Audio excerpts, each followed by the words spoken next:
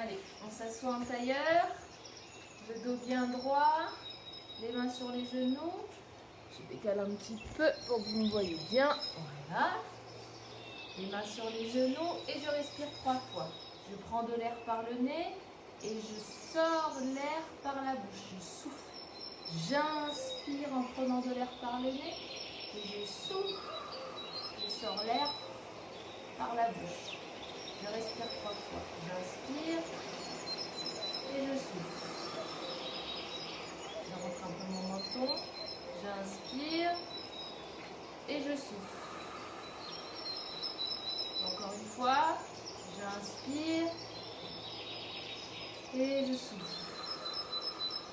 Ah, ça fait du bien. Je lève les bras au ciel, vers le soleil. Je tire, je regarde mes mains. Je joins mes mains en namasté. Bonjour tout le monde. Aujourd'hui, la respiration, on l'a fait dans l'ambiance, dans le son de la forêt. Je vous expliquerai pourquoi après. Aujourd'hui, c'est vendredi. Aujourd'hui, c'est vendredi. Alors, qu'est-ce qu'on va faire aujourd'hui? Je vous ai parlé hier des rêves. On a fait le jeu des devinettes. J'attends vos petites vidéos avec papa, maman ou la famille pour entendre vos devinettes. Je vous ai parlé de la sieste de Moussa. J'attends encore quelques illustrations avec les personnages du lion, les personnages, le chien. Je vous ai parlé du lion, du chien. Je vous ai parlé de l'éléphant. D'accord? J'attends tout ça pour pouvoir faire le livre audio dont je vous ai parlé. Alors, très bien. Quand on a terminé ça, je vous ai aussi évoqué une vidéo d'une maîtresse que j'ai mis en ligne sur le Padlet qui a présenté qui a expliqué comment faire un tableau à double entrée. Alors, nous devions aborder cette question à l'école. Comme on ne va pas retourner à l'école, on va essayer de le voir à la maison avec papa et maman. Et puis moi, là, d'abord, je vais vous présenter qu'est-ce que c'est un tableau à double entrée, comment on l'utilise. Vous allez ensuite vous entraîner et m'envoyer les petites photos de vos travaux. Je prends mon coussin. Alors, la maîtresse sur la vidéo, ma chère collègue sur la vidéo, elle vous a présenté un tableau avec 5 colonnes et 5 lignes. Moi, j'en ai fait 4 pour commencer. C'est déjà bien. D'accord? Alors, comme ça, même les petits, vous pouvez essayer de faire avec 3 colonnes et 3 lignes. Ça sera déjà bien. Alors, qu'est-ce que c'est les colonnes? Qu'est-ce que c'est les lignes? Vous avez ici les colonnes. Ce sont comme des lignes verticales, d'accord? Des bandes à la verticale, d'accord? On compte les colonnes. Il y a une colonne, 2 colonnes, 3 colonnes, 4 colonnes. Alors, qu'est-ce qu'on voit comme dessin? Sachant que je n'ai pas très bien dessiné aujourd'hui. Alors, ici, c'est la colonne des voitures et des motos. Là, c'est la colonne des animaux. J'ai essayé de dessiner un dinosaure, mais ça n'a pas été très efficace. Donc, mon dinosaure, on va essayer d'imaginer un dinosaure. Hein. Un crayon ou un feutre et ensuite des formes. Ok, ça c'est la colonne de mes objets. Les colonnes, pardon, les 4. 1, 2, 3. 4 colonnes avec des objets. Ici, vous avez les lignes. Une ligne, 2 lignes, 3 lignes et 4 lignes. Mes lignes, ce sont les lignes de couleur. Il y a la ligne du bleu, la ligne du jaune, la ligne du rouge et la ligne du orange. Lorsque vous allez, donc là vous allez vous essayer de trouver le matériel qui correspond à ce que vous avez à la maison pour former vos colonnes et vos lignes. D'accord? J'explique aujourd'hui avec mon tableau à 4 lignes, 4 colonnes. Essayez aussi de regarder la vidéo dont je vous ai parlé sur le Padlet avec l'autre maîtresse, parce que plus on a d'explications, plus on a de présentations, plus on va comprendre et ça va nous permettre de bien se mettre au travail. Donc, je vais essayer de remplir ma première colonne en choisissant, je vais essayer de faire comme ça pour que vous voyez bien, en choisissant mes objets qui correspondent à mes couleurs. Je prends ma première voiture ou moto. Vous voyez que cette moto, elle est de quelle couleur? Elle est bleue. Donc, je vais mettre mon doigt sur la colonne des motos et des voitures, ici. Et je vais chercher la ligne du bleu, colonne des voitures, ligne du bleu. Je la dépose dans cette case. D'accord? Ça, on appelle une case. De nombreuses cases dans le tableau. Ensuite, je prends ma deuxième voiture ou ma deuxième moto, qui est, la prochaine couleur, c'est le jaune. Je vais déposer ma voiture ou ma moto jaune dans la case du jaune. Dans la case du jaune. Vous voyez? Ensuite, quelle couleur vous voyez en dessous du jaune? On voit le rouge. Alors, je prends ma voiture ou ma moto de couleur rouge et je vais déposer ma moto dans la case du rouge. Et enfin, vous voyez que la dernière couleur, c'est le orange. Je viens déposer ma voiture orange dans la case du orange. Et ensuite, je vais faire la même chose avec les animaux. La colonne des animaux, les lignes de couleurs. Je vais prendre ma première couleur, c'est le bleu. Mon petit éléphant bleu, je vais le poser dans la case du bleu. Et ainsi de suite. Je vais vous prendre une photo avec tous les éléments et vous mettre ça sur le Padlet. D'accord? Je compte sur vous pour que vous puissiez, pour que vous m'envoyiez des petites photos pour voir si vous avez réussi. Bien sûr, vous allez vous tromper, c'est normal, c'est la première fois qu'on le fait. On essaye, on se trompe, on fait des erreurs, on écoute les explications de papa et maman pour voir pourquoi je me suis trompée, pourquoi je n'ai pas compris. Je peux commencer avec un tableau de 3, puis ensuite de 4 colonnes, 4 lignes, puis ensuite de 5 comme la maîtresse, l'autre maîtresse l'a montré dans la vidéo. D'accord? Alors, pour terminer aujourd'hui, comme je vous ai dit en début de vidéo, on a entendu le son de la forêt. En début de confinement, on a travaillé autour des petites bêtes du jardin, des insectes. Ensuite, dans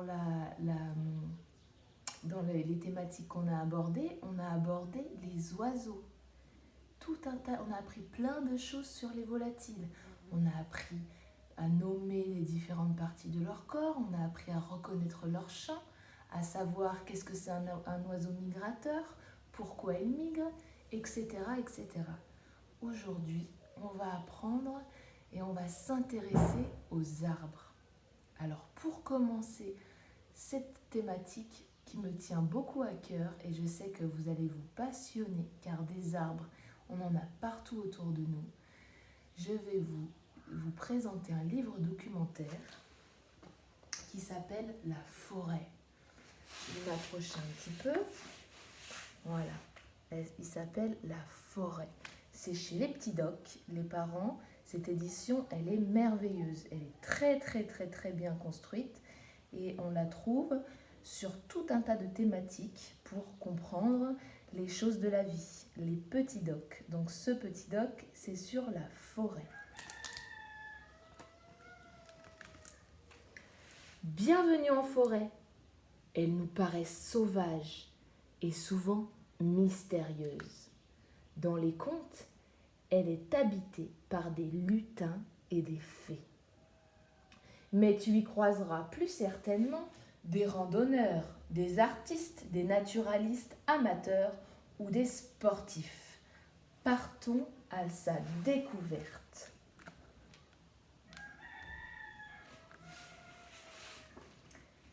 Entrons tout d'abord dans l'écomusée. Un animateur y explique ce qu'est une forêt.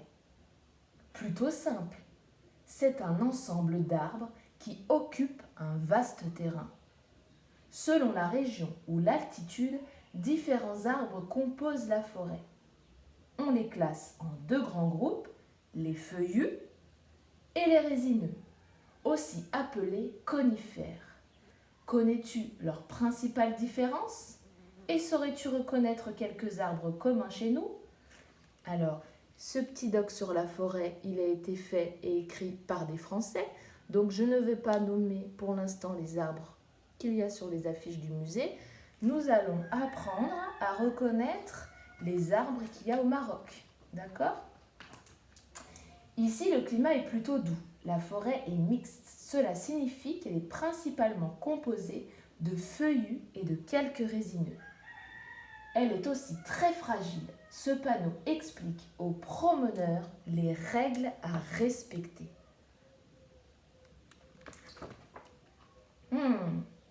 Dans les sous-bois, il fait frais. Les feuilles et les branches mortes recouvrent le sol. Tu y verras peut-être un scarabée, des limaces, des fourmis ou un beau lucane mâle aux immenses mandibules.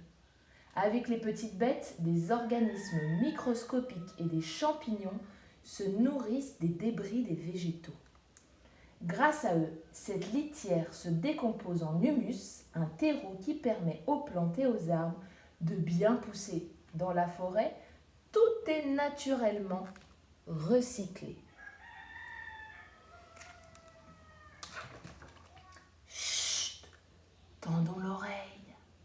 Et si on mettait la musique de la forêt pour continuer cette histoire, ça serait intéressant. Chut, tendons l'oreille. À qui appartient ce chant? Les anges bleus, gai des chênes ou rouge-gorge? Eh oui, même s'il vient dans ton jardin en hiver, il vit le reste de l'année dans la forêt.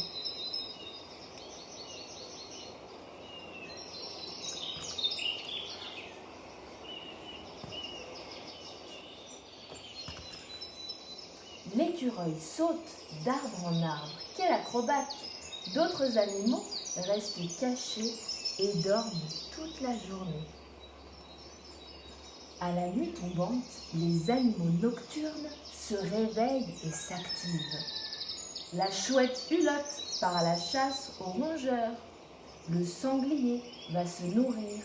Il emprunte une coulée, un chemin qu'il a créé en se déplaçant dans les fourrés. Alors, le renard marque son territoire en déposant sa crotte sur une pierre. Le cerf, les hérissons et les blaireaux sont aussi de sortie. La martre grimpe le long d'un tronc grâce à toi. Gare à toi, écureuil, elle pourrait te croquer. Là aussi, on s'intéressera aux animaux qu'on retrouve dans les forêts au Maroc. Même si certains qu'on vient d'entendre, on les trouve aussi. La forêt suit le cycle des saisons. Au printemps, les bourgeons apparaissent. Ils deviendront des branches ou des feuilles. C'est en été que le massif forestier est le plus touffu. En automne, les feuilles se dessèchent, prennent de belles couleurs et tombent. À chaque moment de l'année, c'est plaisir à admirer ou à glaner. La forêt ne pousse pas n'importe comment. Elle est entretenue en permanence par les forestiers. Ils observent les arbres et marquent les plus vieux qui seront coupés par les bûcherons. Ainsi, les jeunes spécimens auront plus d'espace et de lumière pour bien grandir. Cet arbre-ci est sec, mais il abrite des nids. C'est décidé, on le conserve aussi.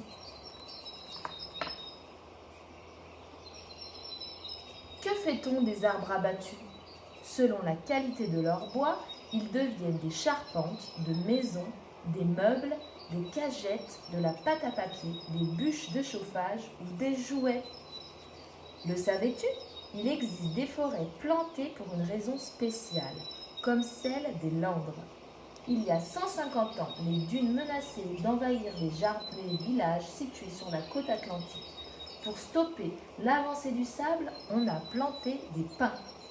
Aujourd'hui encore, ils forment la plus vaste forêt artificielle d'Europe, exploitée pour son bois. La forêt la plus étendue au monde se trouve, elle, dans le Grand Nord. La taïga, ou forêt boréale, est une large bande qui va du Canada jusqu'à la Sibérie. Elle est grande comme 23 fois la France. Brrr. Ici, l'hiver est long et glacial. Sapins, épicéas, mélèzes, les conifères qui sont plus résistants que les feuilles poussent à perte de vue. La taïga est très peu peuplée et même pour ces animaux bien adaptés au froid, la vie est rude. Au niveau de l'équateur, il fait chaud et humide toute l'année. En Amérique centrale et du Sud, en Afrique et en Asie, la forêt équatoriale est dense et toujours verte. Elle abrite plus de la moitié des espèces animales de notre planète. Ici en Amazonie, les arbres sont immenses, parfois hauts comme 20 étages. Des lianes s'y accrochent pour grimper vers la lumière. Depuis un ballon, une mission scientifique étudie le sommet de la canopée. Elle va sans doute découvrir des espèces d'insectes inconnues jusque-là. Attention à la déforestation. Pour gagner des terres à cultiver, tracer des routes ou utiliser le bois, les hommes abattent des millions d'arbres chaque année, surtout dans les forêts tropicales. Pourtant, les forêts sont comme les poumons de la terre. Elles absorbent du gaz carbonique et jettent de l'oxygène, ce qui purifie l'air. Il faut les protéger. Et voilà, on termine là-dessus. Il y a beaucoup de choses expliquées, mais au fur et à mesure, on va reprendre tous ces éléments et travailler et apprendre et s'intéresser à tout ça.